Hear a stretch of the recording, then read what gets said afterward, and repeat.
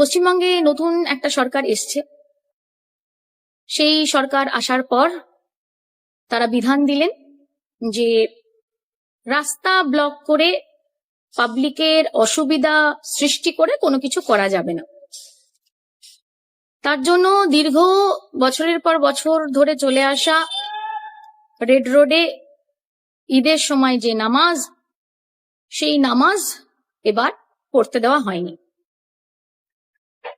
পাবলিকের যাতে অসুবিধা না হয় এবং সরকারের যেহেতু এটা বিধান ছিল, তাই সেই সম্প্রদায় যাদেরকে এই নামাজ পড়তে দেওয়া থেকে বিরত রাখা হলো, তারা কোনো প্রশ্ন করেনি।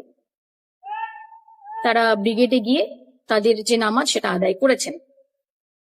কিন্তু আমরা দেখলাম আজকে এই আন্তর্জাতিক যোগা দিবসের নাম করে আজকে প্রধানমন্ত্রী এসছেন পশ্চিমবঙ্গে, ঠিকই, গর্বের কথা। কিন্তু আজকের এই দিনটিকে ঘিরে প্রায় 7 দিন রেড রোড বন্ধ রাখা হলো।